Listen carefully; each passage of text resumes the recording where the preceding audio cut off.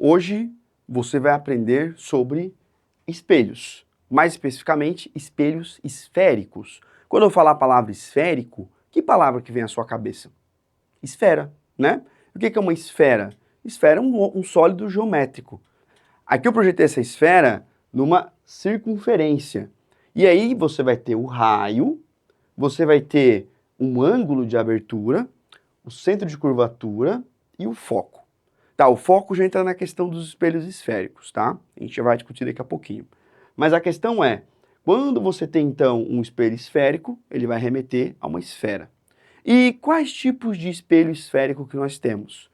Nós temos o espelho côncavo e convexo. Agora pega a sua mão e faz assim, ó. Côncavo, o que lembra côncavo? Uma concha, ó. Côncavo e convexo. Vai, de novo. Côncavo e convexo. Tá, então tem esses dois tipos de espelho esféricos. E eles são usados aonde? Por exemplo, o espelho côncavo, ele tem uma função muito legal de ampliar a imagem. Então nós podemos ver isso em espelhos que o dentista usa para ver o dente. Ou nas meninas quando fazem maquiagem, elas conseguem ampliar o rosto e melhorar a imagem. Então se você tiver aí na sua casa um espelho desse daí, você já sabe então que ele é côncavo. E o espelho convexo, a principal função dele é ampliar o campo visual. Porque o espelho plano, ele tem um campo visual ali, mas o espelho côncavo ele consegue ampliar. Ele consegue tirar o ponto cego, por exemplo, no trânsito. Então alguns caminhoneiros usam também para evitar a batida. Então se você vê um espelho bolinha assim, no canto do retrovisor, ali vai estar um espelho, então, convexo. Ou ainda no motorista de ônibus, quando ele olha lá no canto, você vai ver um espelho esférico, que nesse caso é espelho convexo, para ele ver o passageiro descer. Ou ainda na mercearia, quando você entrar na mercearia, você vai ver que tem um espelho na ponta, que é para o cara da mercearia ver lá no fundo da prateleira quem que está mexendo. Agora vamos ver os raios notáveis de cada um deles. Então vamos lá, a formação de imagens é basicamente através dos raios notáveis. Infinitos raios batem no espelho. Um adendo aqui, a luz não é um raio de luz. A gente está usando o termo raio de luz porque a gente está estudando a óptica geométrica. Então a gente vai falar que a luz é um raio de luz para poder usar essa teoria, que é mais fácil de explicar como é que as imagens se formam no espelho, ok? Então vamos lá.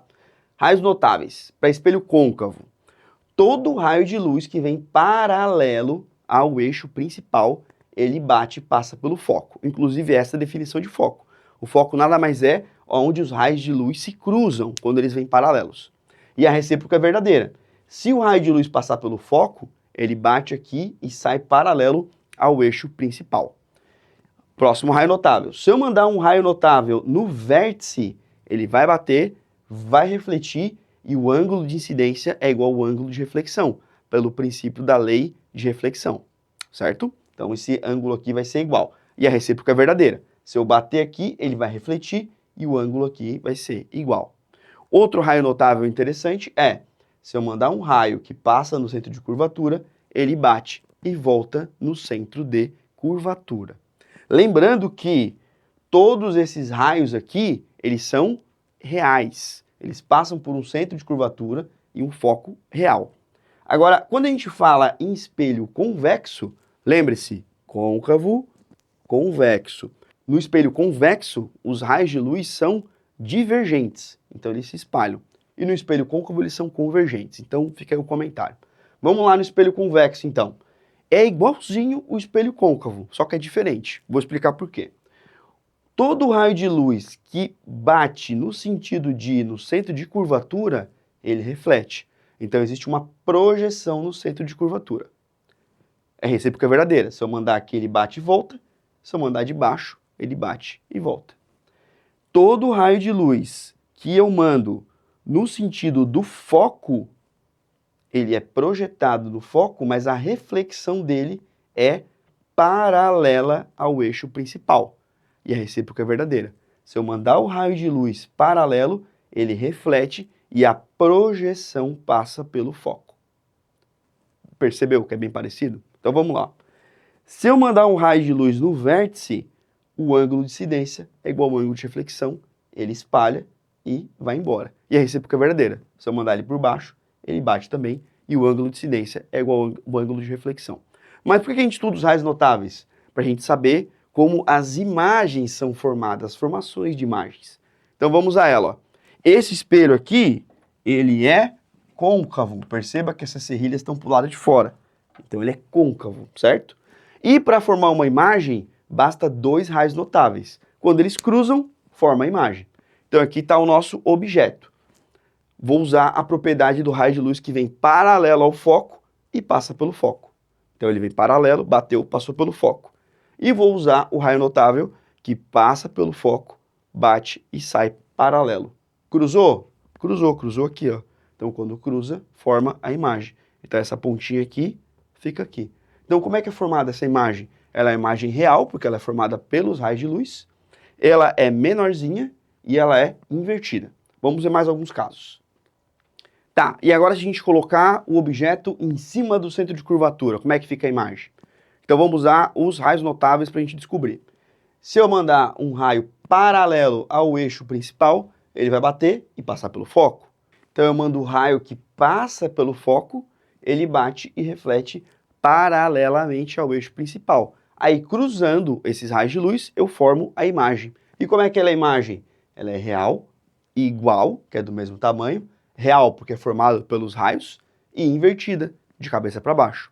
Agora, se eu pegar o objeto e aproximar ele mais um pouquinho do espelho, colocar ele entre o centro de curvatura e o foco, como é que fica a imagem? Vamos lá. Mando o raio de luz paralelo que passa pelo eixo principal, ele bate, reflete, passa pelo foco. E mando outro raio que passa pelo foco, bate, reflete paralelamente. Quando os raios de luz cruzar, vai formar a imagem. E como é que ela fica? Ela fica real, porque é formada pelos raios de luz, fica maior, visivelmente maior, e invertida, de cabeça para baixo. Vamos ver agora mais 2 casos. E agora, quando colocamos o objeto em cima do foco, o que será que acontece? Então vamos lá. Você vai ter o raio de luz que passa pelo objeto e vem aqui, que é aquele do vértice, então o ângulo de incidência é igual ao ângulo de reflexão. Você pode usar o raio notável que vem paralelo ao eixo principal e passa pelo foco. Lembrando que aqui é o centro de curvatura, o centro do espelho. O foco, que é todos os raios paralelos cruzam, que é a metade da distância do centro de curvatura. E o vértice é onde o raio principal passa pelo espelho. E se isso daqui acontece, adivinha? A imagem não forma. Então não forma nada. Eu vou dar um X aqui, ó. Essa imagem ela é imprópria. Não forma imagem. Então não vai acontecer formação de imagem. Agora, quando o objeto fica entre o foco e o vértice, que é o último caso, a gente pode usar o raio notável que vem e bate no vértice, onde o ângulo de incidência é igual ao ângulo de reflexão, e eu posso usar o raio notável que passa pelo centro de curvatura, que ele bate e volta. Você percebeu que aqui não cruzou a imagem? Não cruzou os raios notáveis, não tem como formar a imagem aqui. Então, se eu projetar esse raio de luz, os 2 raios de luz, ele vai cruzar aqui em cima.